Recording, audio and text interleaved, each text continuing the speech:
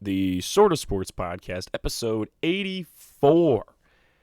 And I'm recording this on a Friday morning. Last night, ended up playing some basketball with my buddies, and I got back and had to do some laundry. So I was like, you know what? I'm just going to do it like I did last semester, where I recorded in the morning, except I'll do that tomorrow morning. So I'm recording this Friday morning, and it'll be out Friday afternoon. I don't know why I'm telling you this, because it's already out for you, so it doesn't matter to you. On the channel, just uploaded a skit last week, the NFL Bachelorette. I think it's pretty funny. If you haven't checked that out, if you want to, you can go do that on the channel. I'll obviously link the channel in the description like I always do. I've been continuing to make YouTube shorts, so I got, I think, 2 or 3 that have 2,000 views, and the music one's doing well. They've got like 1,000 views each, so feeling pretty good with that. So pretty exciting stuff. But let's get into reason we're here. Let's talk about Super Bowl 58 in Las Vegas. There was something else really big that happened in Las Vegas yesterday that we'll talk about later. First thing I want to address, though, is the Super Bowl halftime show. I'm willing to bet what's going to happen is Usher. Here's the thing. I was talking to people, and they're like, I don't really know many Usher songs. I'm not really that excited. I'm willing to bet after the show, Usher's going to have like this mini resurgence for a couple weeks. Because people are going to be like, oh, I forgot about all these good songs. He has like Scream is really good.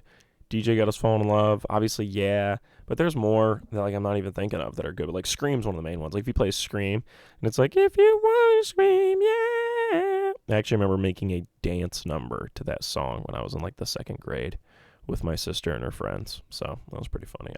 If she listens to this podcast, remembers that. It's amazing. But anyways, I do think Usher's gonna have a better resurgence after this. I think people are gonna be like, "Oh yeah, he does a lot of good songs," because he does, and it would be extra special if they brought out Captain Sparkles to help him perform.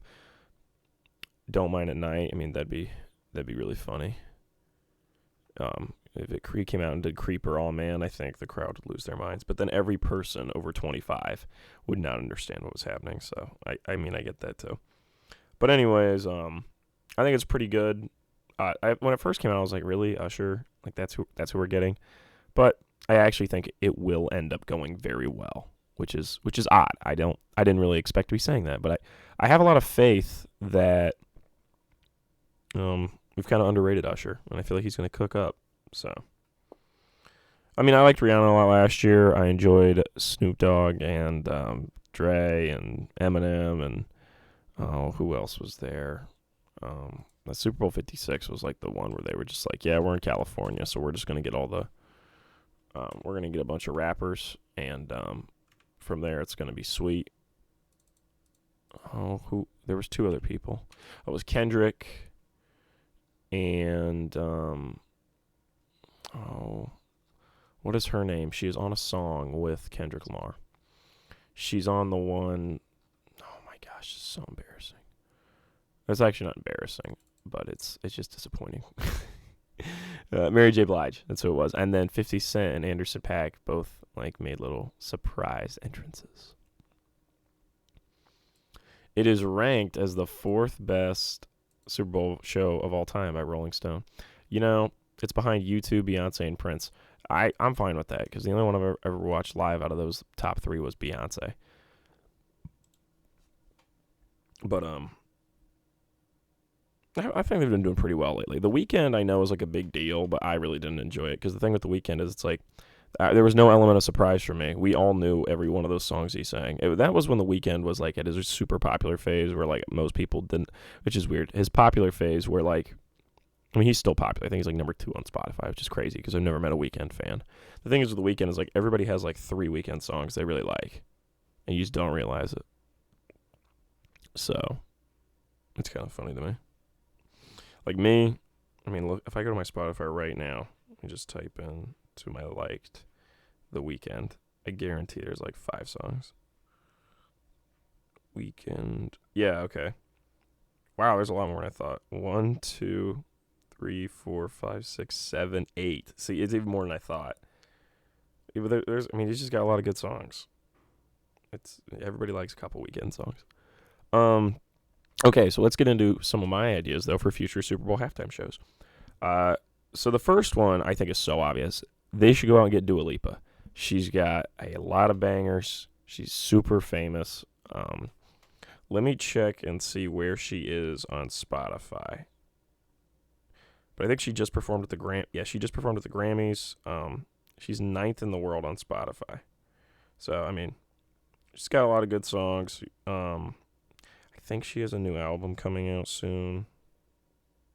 Because she released the single Houdini, and I'm assuming, she's going to have a new album coming relatively soon. Because her last album was Future Nostalgia, which was 2020. So I'm assuming she's got something new being cooked up. But I mean, Levitating would hit. Levitating would be awesome at the Super Bowl. That is like one of my favorite songs by her. I would say Break My Heart, Don't Show Up. Like all those songs would be great. Yeah, I think she could really cook. I mean, Houdini would be good too. So I think Dua Lipa would make a lot of sense. So that'd be great. I'm also genuinely surprised they haven't done Drake yet. And Drake's been in the news a lot recently. So maybe they should get Drake. I mean, I think Drake would be pretty sweet. I think the problem with Super Bowl halftime is they've got to try to appeal to literally the biggest audience possible. And I think the dads would respect the Dua Lipa. Like, I think they'd be like, oh, this has got some, she's a good singer. I get you don't really think the dads are going to respect Drake. The moms aren't going to respect Drake. I get that. The grandparents are going to like Drake. I get it. That was like the big win of like if you could get Taylor Swift, is I feel like everybody would respect it. I think there's like Dua Lipa could do it, but Drake is like everybody under like 35 is hype. Maybe even like 30. Like maybe I'm giving 35-year-olds too much credit. So I am surprised. Like if they ever do a Super Bowl in Canada, it's like because they do it in Toronto, like they have to get Drake, right? I don't know. I think it'd be interesting. It'd be a fun show because he's got a million big hits like songs. He could cut in between like 40 different songs legitimately. Money in the Grave at the Super Bowl would be awesome. But Drake's also more of a basketball guy. Like he watches football and makes random picks and puts on the Drake curse, but he's always associated with basketball. So I think the Killers you could do. I don't know that many Killers songs other than Somebody Told Me and Mr. Brightside. At the radio station I work at, though, they play a good amount of the Killers, so I know they have other songs that are relatively popular. But as far as like popular with people that don't listen to alternative rock, because that's what the radio station I'm at is, I think, really Somebody Told Me and Mr. Brightside they're big too. But Mr. Brightside's become like the thing again, which is awesome. It's a great song. And it would be pretty sweet if they performed at the Super Bowl and did Mr. Brightside. I mean, like, I think if you announce the Killers, people would initially be like, but then you'd be like, guys, it's the guys who play Mr. Brightside, and people would be like, oh, okay, that's sick. Because it would be sick. So, yeah. I think the Killers are, like, an underrated pick. And then my last one is actually one that I talked about years ago. Let me find it. It's Ryan's Special Section. Yeah, here it is. This is from 2 years ago. I wrote this up during Super Bowl 56, back on the Big Salad with Quinn. So Ryan's Special Section, Super Bowl 57 halftime. This was my idea. So I'm going to toss this back out there because I still think it's a good idea. It's the One Hit Wonder show. So we have the Proclaimers come out. They do 500 Miles. Then Dexy Midnight Runners come out, and then they do Come On Eileen. Vanilla Ice comes out for Ice Ice Baby. Bobby McFerrin does Don't Worry Be Happy. Baby Got Back from Sir Mix-a-Lot. And then I'm going to add one. I didn't have this originally, but we could do Somebody I Used to Know by Gautier. Is that how it's pronounced?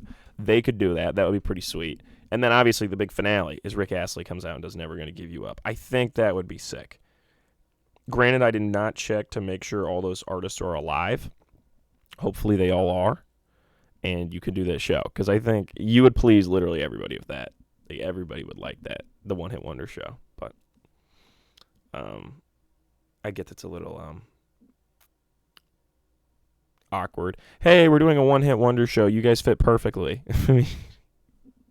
And there's that, right?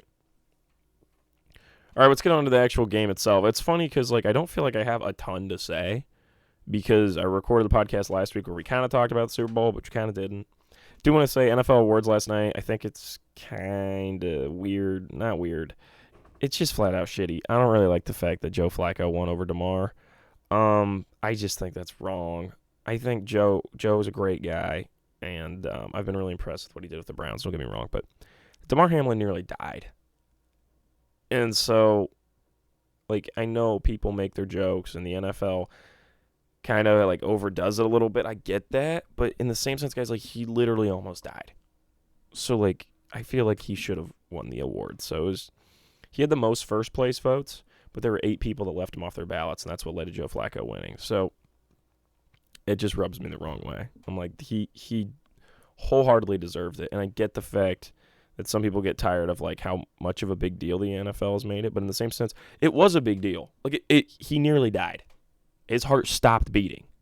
So, I just didn't really like that. So, I just feel bad for DeMar Hamlin. He did deserve it. But, Coach of the Year went to Stefanski. A lot of Browns love, because I definitely thought DeMeco Ryans deserved it more than Stefanski.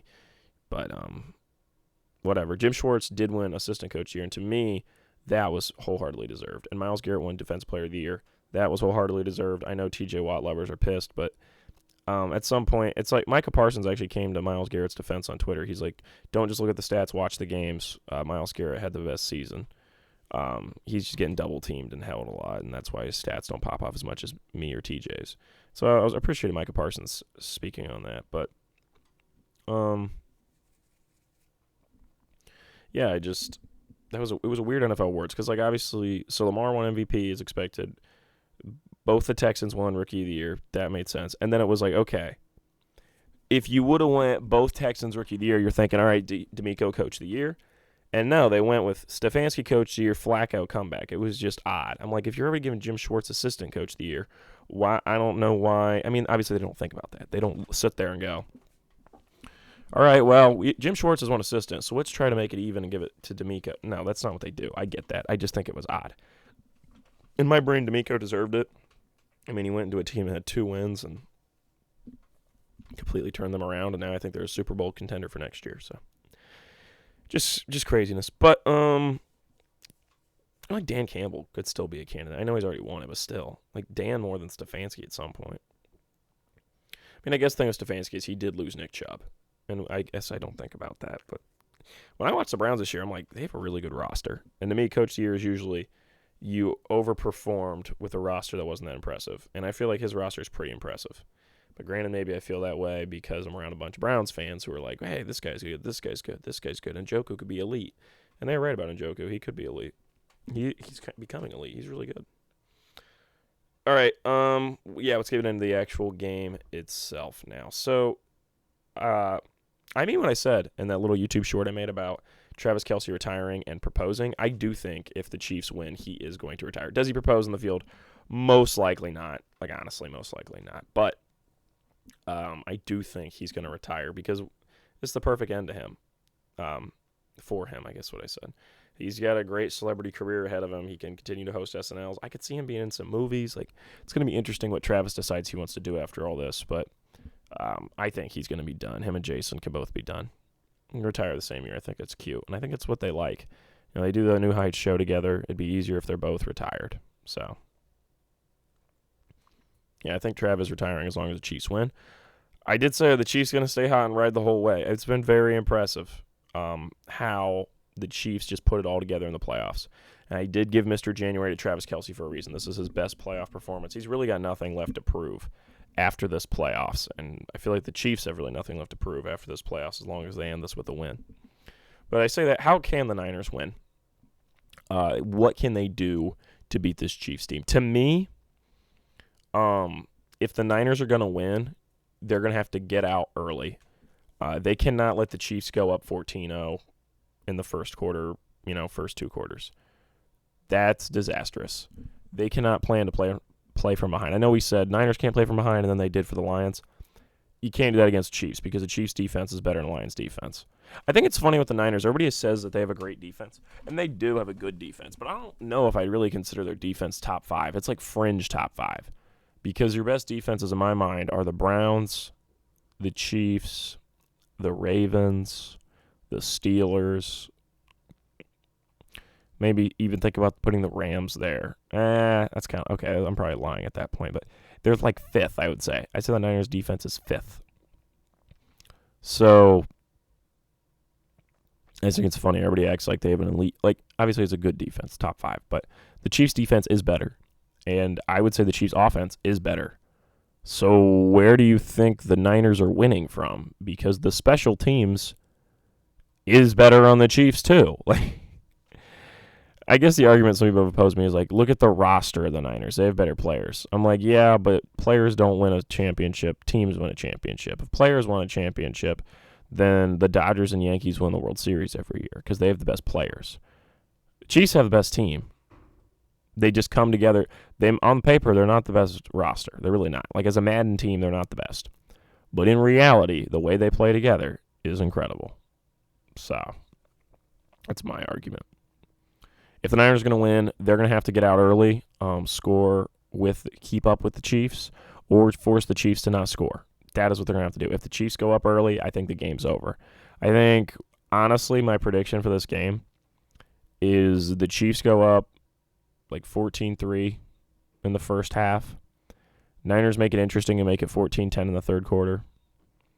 And then in the end, the Chiefs end up winning 21-10 or 24-10, something like that. That's honestly what I see happening. It's not a bad Super Bowl, but it's not like a hood classic. It's like pretty good. Kind of like last year's. So what are the narratives for each team with a win? Let's do the Niners first for the win. Big thing to be Brock Purdy. It's like, how many more can this Niners team get with him? He's obviously their franchise guy now, locked down, if that wasn't already sure already. Kind of silencing a lot of the doubts, because if they're going to win, he's going to have to play a great game. And McCaffrey, definitively the best running back of like the last, pretty much like since what, Adrian Peterson? Yeah, I'd say that's probably about right. And so, like, going to go down as like a top running back of all time. Like, probably like sure Hall of Famer now. Like, for sure. He gets a big Super Bowl win. I mean, a lot of great running backs don't have a Super Bowl in their name. Tomlinson doesn't. Sanders doesn't. Trying to think. Well, I think obviously Walter Payton does, but a lot of great running backs don't. So that'd be big for him. Shanahan. It's like he finally got it done. He's been close for a while, been considered like the best coach in the league for a while, but yet he could never get that Super Bowl. Now he finally does. He's validated. Now they're all tied for 6 Super Bowls, the Patriots, Niners, and Steelers. So that'll be interesting. Yeah, that's like probably the big narratives right there, is all those things. For the Chiefs, I think it's obvious. The Taylor Swift thing was not ruining their team. I just remember somebody was saying she was like the Yoko Ono of the NFL. Clearly was not true. It's like, now it starts to get legit. It's like, okay, how many can Mahomes end up winning? If Trav retires, then the narrative becomes, how do they replace that? Fun fact, Mahomes has 0 rushing touchdowns on the year. I don't think he's going to rush for one again, but I just think it's an interesting stat. Like, we've seen a lot of we've seen a lot of QB sneaks, a lot of tush push, a lot of brotherly shoves this year, and these are two teams that don't do that. Like, Brock doesn't do that, and Mahomes never does that, because that's how Mahomes got hurt and got the turf toe and all that. Like, they do not run that play. So I just think it's funny that, like, in a year that was dominated by that play, like, it felt like every week you were watching a team try it. The Super Bowl ended with 2 teams that don't do it. Like, 2 of the, like, 5 teams that don't. I just think it's funny. What else for the Chiefs? I mean, they like cement themselves as the team of this like era, and it really makes it tough for anybody to be the team of the 2020s other than them, because you got to think they might get 1 more for the end of the decade, if not 2 more. And you just wonder what the path to that is. And I think next year becomes super interesting if, like, Kelsey retires, and now the Chargers have Herbert, whoever they take at the 5 pick, and they might potentially sign Saquon. I mean, goodness, we're going to see hood classics out in the AFC West. I mean, that should be, if you got to ask me what the opening game of the season should be. It should be that. It should be Chargers-Chiefs. That would be an incredible opening night. I don't think they'll do it. I really don't. But it would be sick. Because that's back-to-back years where the Chiefs opened. And I don't think they want to do that. I remember the one year that Bucks-Cowboys was the opener. Because I remember Bills-Rams was the opener like 2 years ago. And they destroyed the Rams. And then I think Bucks-Cowboys was the opener in 2021. It was just a funny choice for the opener. I mean, I get the Bucks won the Super Bowl, but I mean, Chiefs-Chargers would be great, but it's a divisional matchup to start the year. I don't know if they'd do that, but it would be awesome because I think the thing is with the opener, you want to pick a game that, I mean, the Chiefs-Chargers, whenever it happens, is going to be great. It doesn't have to just be the opener. Does that make sense? They can save that for a Sunday Night Football or something like that. So, I mean, they probably want to pick some random game to be putting the Chiefs against I mean, Chiefs-Lions again. No one would probably argue, but something like that, right? All right, who am I rooting for in the Super Bowl? I think it's pretty apparent. I'm rooting for the Chiefs. I want to see him get a win. I want to see Mahomes have 3. I want to see Trav retire on top. And I just think it's the most interesting. You guys know, at my core, I'm a guy who really likes narratives and stories. That's why I'm really into movies. That's why I'm really into pro wrestling. I think it's the most interesting story. On top of that, I'm really not a Chiefs hater. Mahomes doesn't annoy me anymore with how whiny he's become. I don't enjoy that. But I can't hate Trav. I love Trav. And, Mahomes used to be my favorite quarterback. Now it's all a mess because it's Lamar and then it's Bryce and Herbert. But is that really the order? Maybe Herbert really is number 1 still. I don't know. And then, Stroud's making an excellent case because he just talked up Bryce Young the other day. He's like, Bryce Young was number 1 for a reason. I'm like, CJ, do you just want me to love you more? I don't understand this. CJ was talking up Bryce Young. It was incredible. So, I mean, that makes it tough. And then on top of that, I love Joe Burrow. So, it's I have 5 favorite quarterbacks at this point. It's crazy. And then, whenever Arch Manning comes in the league, he's going to be a favorite of mine. And J.J. McCarthy's going to be a favorite of mine. So, it's really bad. It's really bad. But anyways, and I like Fields a lot. So, but I wouldn't consider Fields a favorite. Fields is just a soft spot. Oh, and what about Baker? We all know I love Baker. It's just I watch way too much football, and I get really attached to the quarterbacks. I don't even know who my favorite running back is other than Chubb. I just love Chubb. Maybe it's more special, though, because I just really like him. Okay, yeah, so I'm rooting for the Chiefs. Who's my pick? I said it earlier. I feel like Chiefs 24-10 or 24-13. They wouldn't go for a field goal at that point. So, 24-10 is probably what it's going to be. I see the Chiefs winning. I think it'll be fun for them. And obviously, it's fun for them. They're winning the Super Bowl, right? Yeah. I think the Chiefs are going to win. I think it's going to be exciting. I don't think the Klinger curse is going to come through for the Chiefs. I will say, the last time I picked the Chiefs to win the Super Bowl, they lost. Because I picked them in 2019, and they won. I picked them in 2020. Well, 2020 was the year, but Super Bowl 54 is the easy way to say it. I picked them, and they won. Super Bowl 55, I picked them, and they lost. Super Bowl 57, I picked the Eagles, and the Chiefs won. So I haven't picked the Chiefs to win in 4 years. No, not 4 years. 3 years. So let's see. Let's see if they can beat the Klinger curse. This will probably be. Oh wait, I want to say something real quick. I made jokes on my YouTube short about Andy Reid retiring. If we're being honest, the sad truth of the matter is I don't think Andy Reid will retire. This is gonna sound mean, but I think it's true. I don't think Andy Reid has anything really left in his life other than football. I know he's got problems off the field with his health, and obviously there was a thing with the car accident in his son a couple of years ago. I think Andy, this is his escape. This is all he's got. He's poured his life into this, and this, if he retires, what's he really gonna do? Maybe be on ESPN commentary. So, I'm a halftime show guy, like Terry Bradshaw, but to me, I think Andy Reid just wants to be out there, so I don't really see him retiring. All right, here's the last thing. I think this will probably be the highest rated Super Bowl ever. Between the Taylor Swift stuff, between the fact it's Chiefs-Niners, it's the Niners. You know what I mean? It's like a storied team versus most dominant team of the last 5 years. Like this to me has the makings of an incredibly highly rated Super Bowl. I mean, like, to me, this is the equivalent of if the NBA could have gotten, like, Bucks-Lakers in, like, 2021-ish range. Like, if that could have been possible.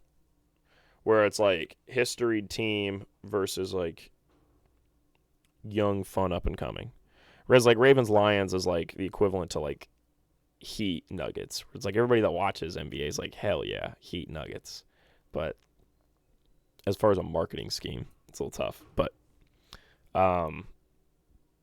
yeah, I think it's the best way to describe it. But, yeah, I think this will be the highest rated Super Bowl ever. I think this will have the most viewership. And that'll be pretty nutty. So, and I will make my prediction for Super Bowl 59 on the next one. Very excited for that. I think I've already said it like 40 times, but I'm still going to do it for fun. So I'd love to see the Lions in there, but I'm not going to do it because I don't even want to take the chance that I'm possibly cursing them. So I'm just going to stick with the pick I said last week. I almost said Packers because it is the Packers, but we'll talk about that next week. Anyways, that is my official Super Bowl predictions. I know I didn't go super long, but it's also like I talked a lot about it last week too. So I'm very excited for the game. As far as, like, my excitement level, I would say, okay, so I watched NFL. Like, I remember watching NFL pretty much, like, 2014, 2013 range. That's when I got Madden 11, so, like, I knew some players. And then I started, like, watching a couple games in, like, 2013. And then I, like, paid attention to, like, social media posts and, like, Bleacher Report.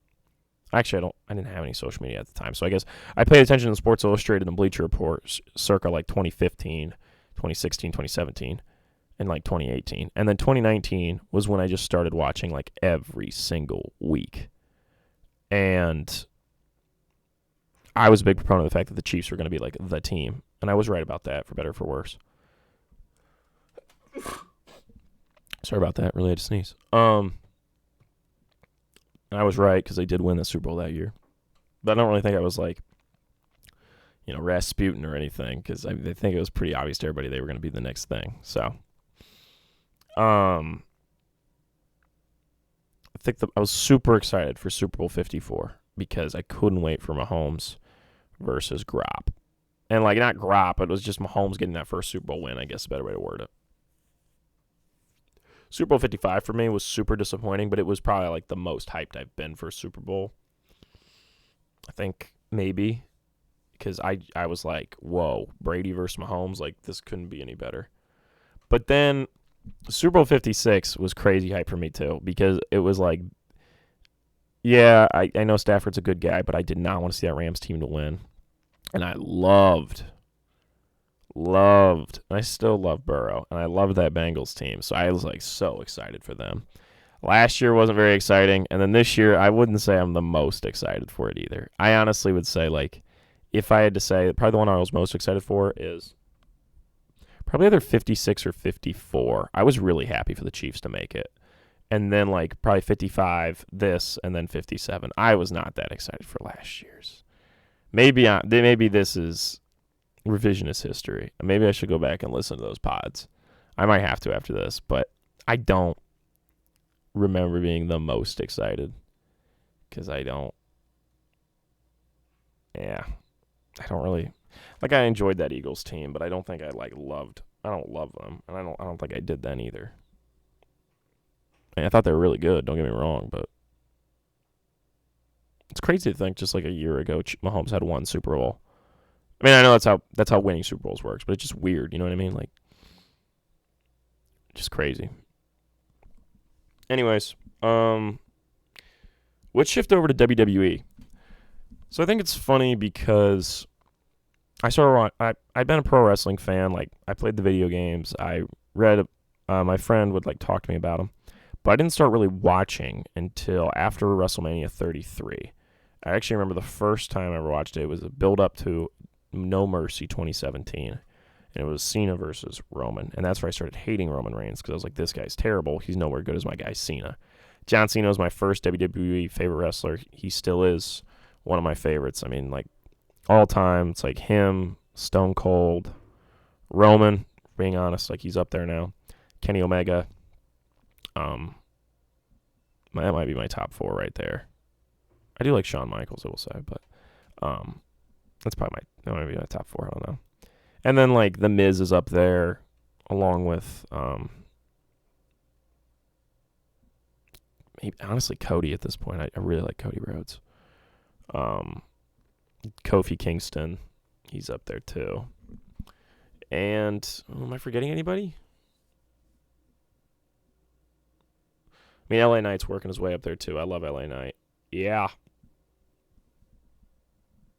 Yeah, I'd say it's like my top. I'm actually a big Braun Breaker guy. I originally liked him ironically, but now I actually genuinely really like him. I think he's really good, so that's funny. Always been a big Gunther guy too. But anyways, it's funny because I watched a lot of WWE in junior high with my sister, and then she graduated, and so it was just me, and so like it wasn't as fun to watch because like I didn't have somebody to watch it with, but like I still would watch sometimes, and I obviously kept track. Like if I didn't watch it, I read the results afterward exactly what happened, and that was like 2019. Then 2020 hits, and I'm excited for WrestleMania 36, and I like Drew McIntyre. But other than that, I'm not that interested in many storylines because like I really liked Becky Lynch, just like real, and I still do like Becky a lot. But the problem with Becky was when she got away from the man Stone Cold thing once she became married to Seth, and her character kind of shifted to being more of like a celebrity, which is fine. I get it. They had to shift it because, I think in real life, her life was shifting. I get it. Just kind of character shift, and I just really liked when Becky was like female Stone Cold. That was like awesome. I had 2 different The Man hoodies I'd wear around, and it's really a shame that Becky went away from that character, but I get it. It's fine. As far as my favorite women's wrestler now, I really like enjoy a lot of the stuff they're doing in the women's division right now. I don't know who my flat out favorite is though. Like I don't have one woman that I'm just like, yeah, like I still have a soft spot for Becky. I do. Probably Jade Cargill. I think Jade is awesome. Like she's like the Hulk. She's like She-Hulk in the like to come to life. She's awesome. So I really like Jade Cargill. And I like Bianca Belair a lot, I will say. I would say like I enjoy Rhea, but she's definitely not a favorite because I feel like if Rhea's your favorite, that's because you have like an odd crush on her. So, and that's not true for me. It's not. And Rhea Ripley's really not my type. So, not into Rhea Ripley, but yeah, I'd probably say Jade and Bianca, which is funny because they might fight each other at WrestleMania. But anyways, 2020 comes along. I'm like, I'm not paying that much attention. And then Roman turns heel. And all of a sudden, the guy who was hated Roman Reigns his whole watching WWE time really starts liking Roman Reigns. And I really enjoyed it. And I really liked the Bloodline story. And I really loved what they were doing with Roman. And I was really interested. And WrestleMania 37 rolls around. I'm pretty happy with what they did. That year was tough, though, 2021. Because as the year went on, I found out that, like, other than Roman, I really didn't care for a lot of the other things WWE was doing. And like AEW had Kenny Omega, who I really liked, and I enjoyed MJF, and that was really it. Well, then Punk goes over there, so I start paying more attention to AEW, and I'm like, at this point, AEW is my main brand, and that was like how I ended 2021. I was like, really, the only thing WWE has that I care about is Roman and a couple other guys, but I'm mostly gonna watch AEW now. Well, then when I became more of an AEW guy, end 2021, started 2022. I found also Kenny Omega was champion during that time, which was awesome because I love Kenny Omega. But I found that there's like 5 guys I really like in AEW, and then there's everybody else. Like I just didn't care for their mid card as much. Just couldn't really get into it. And I like Hangman Page fine, but like I don't love Hangman Adam Page. I'm gonna be honest. I just didn't love him. And I mean the cowboy gimmick is awesome. Don't get me wrong. I mean I thought that was sick, but also like I just like Kenny so much more, and I don't know. So I'm kind of like 2022 comes and like WWE's doing Brock versus Roman WrestleMania 38, and I was just like, So they kind of lost me. Cody Rhodes comes back. That was pretty cool. I theorized at the time that he was a plant from AEW. I was very wrong. But really happy I was wrong. 2022 goes on, and by the end of it, I'm like, that Cody Rhodes guy got hurt. Because, like, I would keep up, like, sometimes read what happened at the pay-per-views. And, like, 2022 is the year I probably watched the least pro wrestling. But 2023, Cody Rhodes wins that Rumble. And I'm like, is Cody Rhodes really going to be the guy to take the belt off Roman? Like, I wasn't that happy. Because I was like, I wanted a new star to be made by taking the belt off Roman. He loses. I'm like, whoa, you caught my attention. I did not expect that. It's 2023. I paid attention like the whole way. I didn't watch every week. Well, I'm not gonna lie. I didn't even actually watch that much NXT. I didn't watch any NXT last year. Like I just didn't have any interest. I would make jokes about Braun Breaker, but like I had no interest in watching. And then at the end of 2023, I started paying more attention to NXT. And start of 2024, they've really got my attention because I'm back to just being full on watching all the time. That like really, it wasn't just the Rumble that pulled me in. They kind of had me pulled in last like December range. Like I just started paying more and more attention. And obviously it's a really bad time because the truth about Vince McMahon being a bad guy is coming out, which like I said before, sadly I'm not that surprised, which is a shame. Like I kind of always figured Vince was doing bad stuff behind the scenes. We just never knew for sure. And now we know for sure. And it's him and Brock, which is crazy because I have to wipe away the guy who defeated the streak from history, which is just nuts. But that's all very gross, and I don't really want to talk about it because, I mean, if you want to look that up, you can read that. Obviously, there's a lot of terrible stuff. But anyways, back to the wrestling aspect of things. I said for years that when Triple H took over, that'd be the best thing happened to WWE. So when Vince moved out and Triple H took over, I started paying a little more attention. And then over the last 2020, like over 2023, they really got me back. Like I was really impressed with what they were doing. I really enjoyed a lot of the stuff they had. LA Knight was a big reason I came back. Like July, he started really popping off. And that got me more interested. It's like there's a lot of factors here. But last year was a year that they fully brought me back as a big fan. And so this Rumble they nailed because I wanted Punk to win. And when Cody won, I was like, I'm not sure. The more and more I thought about it, more and more I was like, yeah, that's a good move. Because I'll be honest, like I thought Cody was cool, but I didn't love Cody until right about now. I'll be honest. Like when he won the Rumble, I was like, I don't know. And then he comes out on Raw, and I was really buying it, and I really wanted. I'm like, by the time SmackDown came, I was like, yeah, I want Cody to beat Roman at Mania. I want him to finish the story. He's like the new big baby face. He's the new John Cena, and Roman is the ultimate bad guy. Like, this is awesome. I'm like, yes, this is the right move. So I fully bought in, and then out comes Dwayne "The Rock" Johnson, and he basically says that him and Cody worked out a deal. Because for those of you who don't know, if you win the Royal Rumble, you get to choose you want to face at WrestleMania because there's two champions, one on Raw, one on SmackDown. One's the World Heavyweight Champion, one's the undisputed WWE Champion. Roman is the undisputed WWE Champion. He's held the belt for 3.5 years.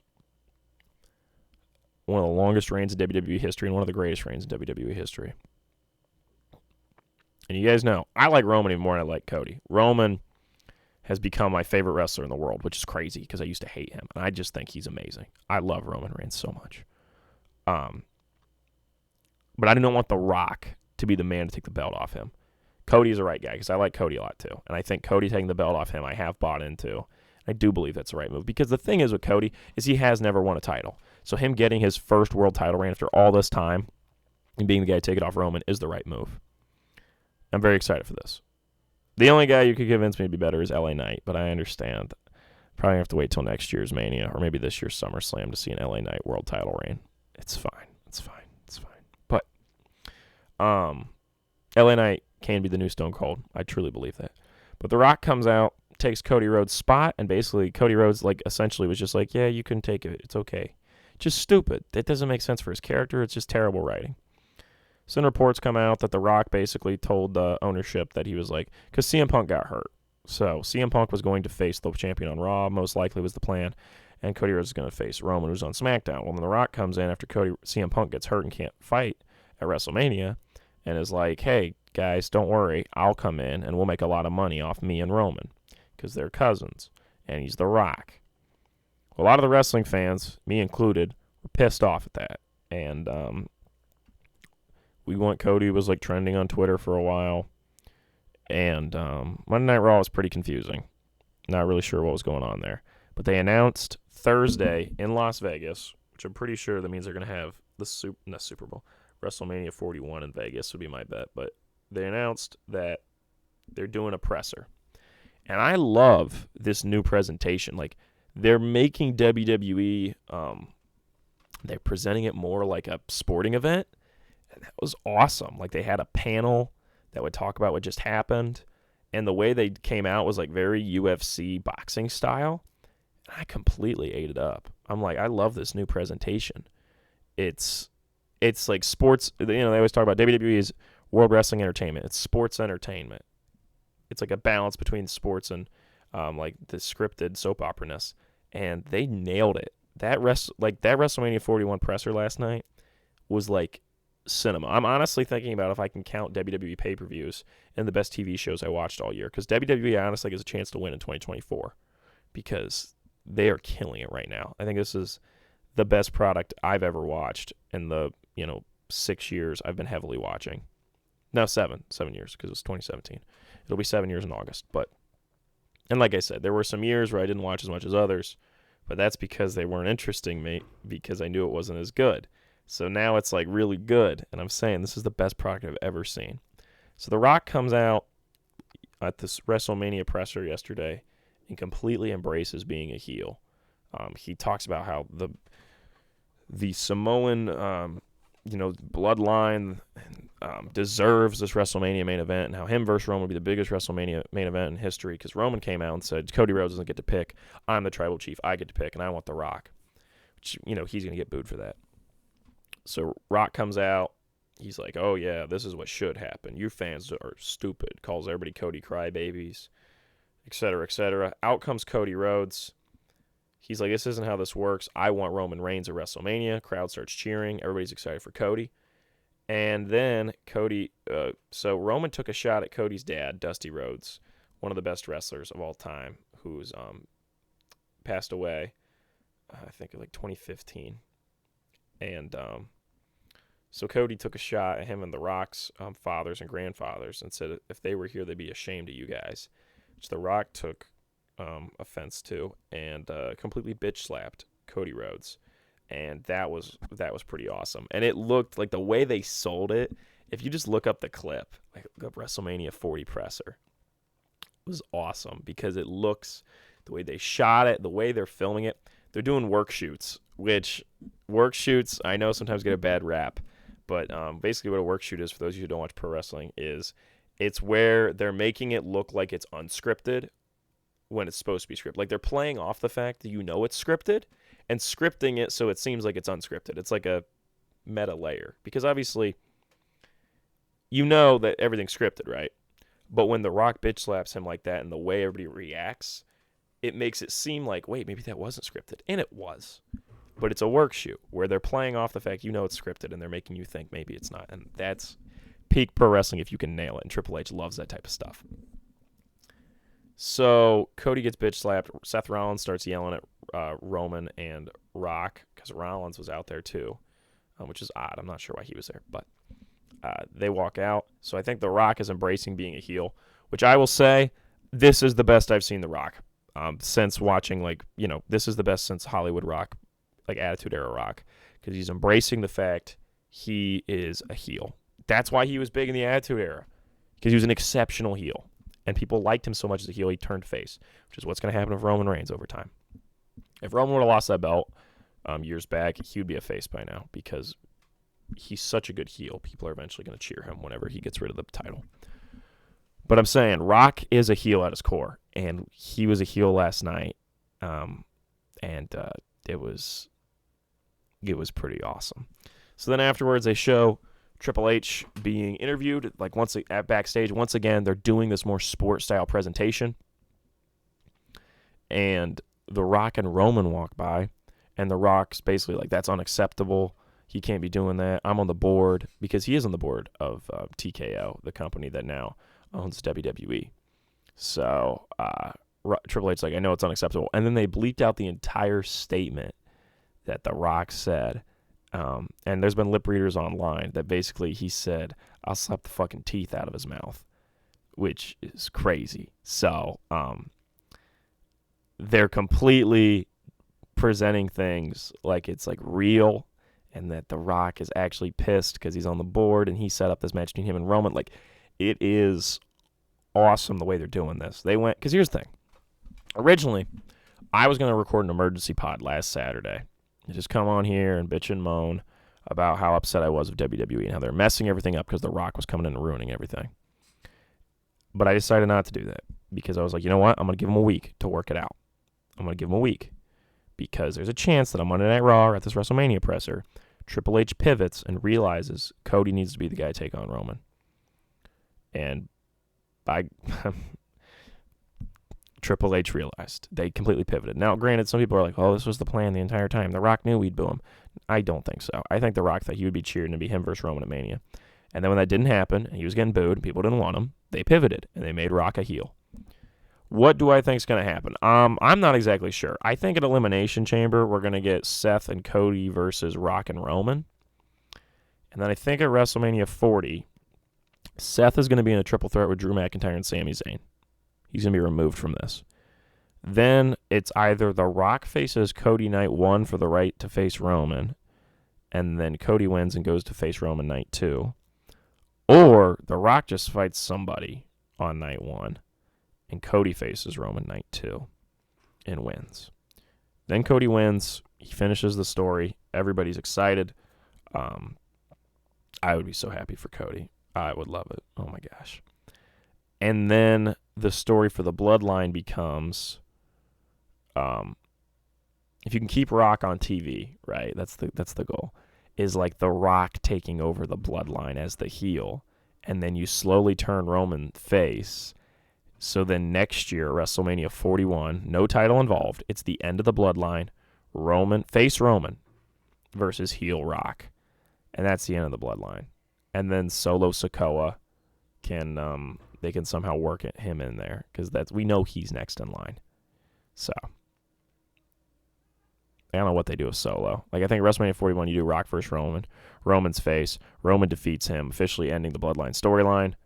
Or you do Rock versus Roman next year, and then 42 is Solo versus Roman, and that's the ultimate end of the Bloodline. I'm not sure, but I feel like Rock Roman is the end of the Bloodline, and then like Solo is like the epilogue. Solo Sikoa like carries on that. But I'm not sure what they're going to do exactly with the Bloodline. I mean, there's definitely a lot more story to tell, but I think this is where the end of Roman's title reign comes. And the next year is him versus Rock, building that tension to eventually a Roman Reigns face turn. And then WrestleMania 41 is them facing off, which would be awesome, because then at that point the fans want it. Like, that's what's perfect, is at that point, then the fans want to see that match more than this year. And that's what really works. And then WrestleMania 42, maybe that's when you do Solo, if you want to have Solo defeat Roman at a Mania. Whatever. I get it. But yeah, I'm really excited where WWE is heading. But I also want to say NXT right now. I have found that I love watching NXT so much because they've got a really good group of talent right now. The women's side, I really like Cora Jade. I know she hasn't been wrestling at the moment, but I really think Cora Jade's got talent. Roxanne Perez versus Lola Vice is going to be interesting to see what they do there, but Lola Vice is pretty good. There's no like woman I really like in the women's division at the moment other than Cora Jade, because like I think Tiffany Stratton's really good, and now she's moving on. She's going to the main roster, which is exciting, I will say. But I thought she was really good, so I'm gonna have to find a new woman on NXT to like really cheer for. But for the men's side, oh man, they're cooking so hard, because like right now, I mean, Dominik Dijakovic, which is just Dijak now, but Dijak is awesome. Every match he wrestles is great. And then Ilya Dragunov is the perfect NXT champion, because he can put on a banger match with anybody. So Ilya Dragunov is a perfect NXT champion. And then we get the big thing, which is heel Carmelo Hayes, which is just flat out awesome. And then Trick Williams. And I love Trick. And so Mello as a heel is amazing. He just in 1 week, I've already been blown away by Mello as a heel. When so NXT is just cooking so hard right now. Like NXT, I am so interested in. I love what Shawn Michaels is doing. I was waiting for this Trick Williams Carmelo thing to explode, because at that point, then I was like, okay, I'm gonna have to start watching NXT more when that implodes, and it did at Judgment Day. So now I'm gonna pay a lot more attention to NXT, because I'm like, what they're doing right now over there is really exciting. And you know how that is. Once they get one hot storyline like that, more and more start coming, and they just continue to build. So I'm really excited what NXT is doing. So yeah, right now WWE, I just think it's absolutely killing it. I don't watch AEW at all at this point. They've got, like they said, like 5 guys I really like. That's really it. But I can't wait for WrestleMania 40. It's gonna be exciting to see what they do. Cody's gonna finish the story. I'm sure we're gonna talk about it again on the podcast. But yeah, I just wanted to. It's funny because, like, big pro wrestling guy, but I don't always talk about it on the podcast, and so thought I'd do that today.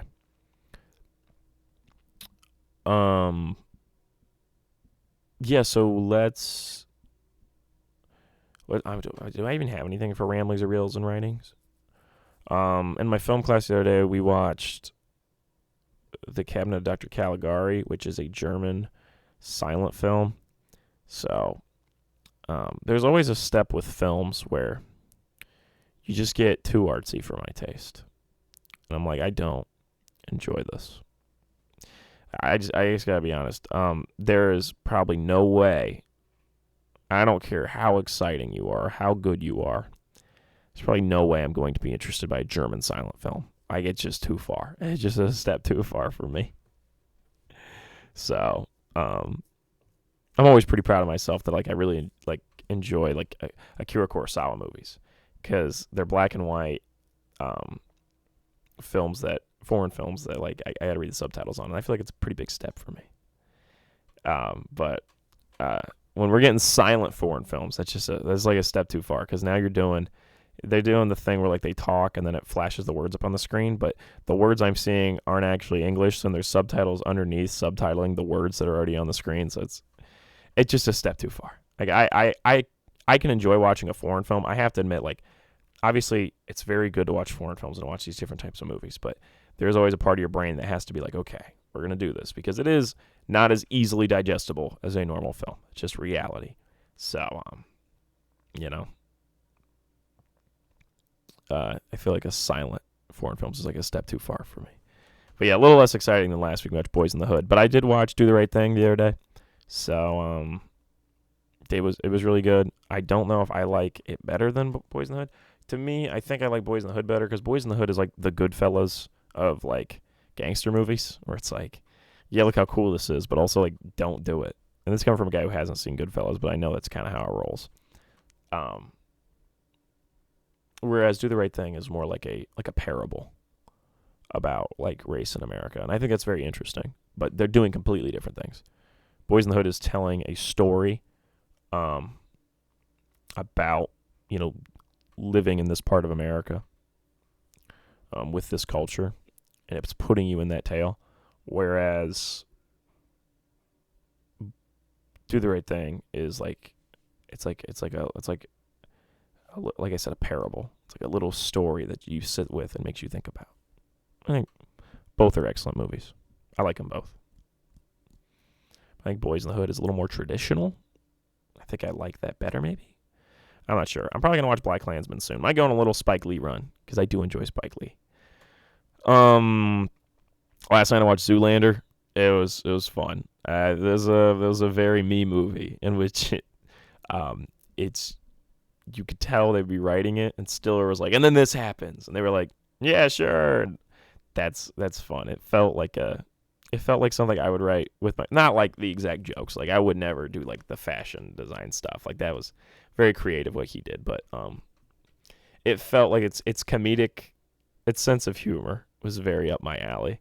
Zoolander was hilarious. If you haven't seen it, you got to. And if you don't find it funny, clearly you're not watching Ben Stiller's performance. This is one of the funniest. Derek Zoolander is genuinely, like, one of the funniest comedy characters I think I've ever seen. Like, I love Happy Gilmore, and I think Happy Gilmore as a character is very funny.